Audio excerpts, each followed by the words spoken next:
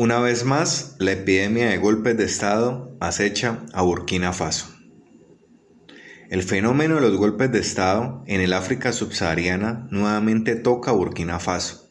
El país de los hombres honorables ocupa las portadas y titulares de los principales medios internacionales luego de que un grupo de militares anunciara el control total de todas las instancias del poder burkinés.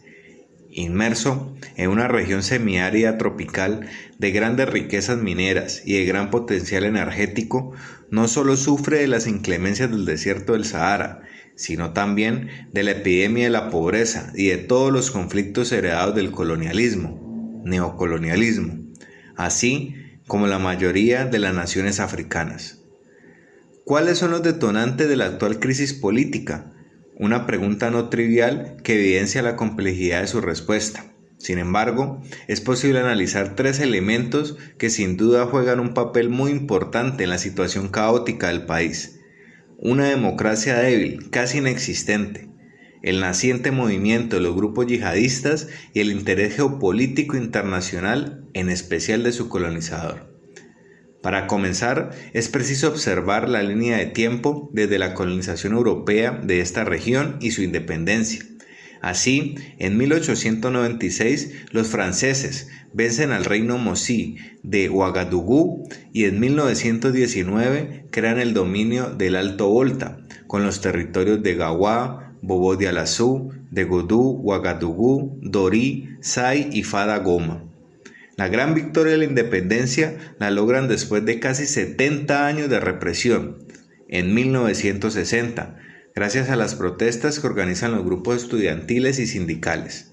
Ahora bien, Burkina Faso lleva las vestiduras de su juventud reflejada en una democracia débil que la sumerge en una gran inestabilidad política y lucha de poder.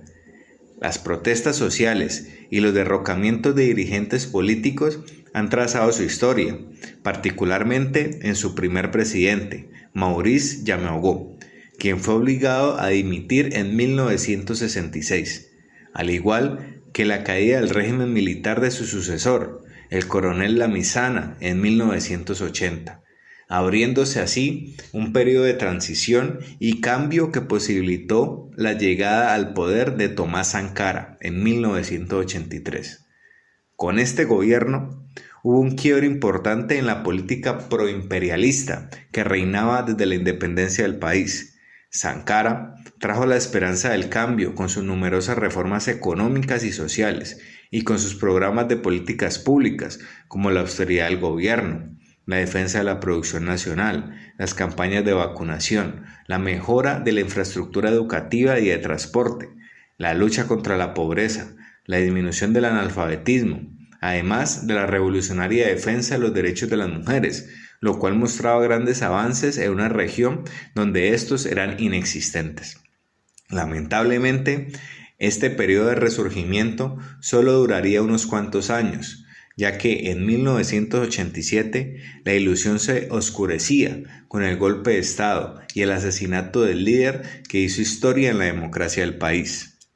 Ocasión que impuso un régimen de terror, notablemente con la represión y tiranía del excompañero de armas de Sankara, el capitán Blaise Compaoré. Este gobierno se perpetuó durante 27 años y marcó un nuevo ciclo de decadencia política, reflejado en el notorio retroceso democrático y social que llevó a Burkina Faso a ocupar los primeros lugares en índices de pobreza y analfabetismo del continente africano y del mundo. En 2015, el presidente Kaboré es elegido por voto popular. Sin embargo, el inconformismo creciente de su mandato, el cual no defendía los intereses del pueblo y tampoco garantizaba su seguridad ante la llegada y amenaza de los grupos yihadistas afiliados a Al-Qaeda, sería derrocado por un golpe de Estado en enero del 2022, dejando al país inmerso en un enorme caos y las ventanas abiertas para que los franceses aumentaran su presencia militar, aún en contra de la voluntad de la mayoría de los burkineses, que cada vez reclaman mayor autonomía para regir el destino de su nación. En definitiva, más allá de los problemas heredados del colonialismo, de la enfermedad democrática que padecen la mayoría de los países africanos y el radicalismo de los grupos subversivos, es evidente los intereses geopolíticos y económicos de las potencias neocolonizadoras por este país abundante en recursos minerales. ¿Podrá Burkina Faso escribir un capítulo diferente en su historia? Quisiéramos saber qué opinan de la constante inestabilidad política y social en el continente africano. Muchas gracias por escucharnos y no olviden suscribirse al canal para seguir recibiendo nuevos contenidos.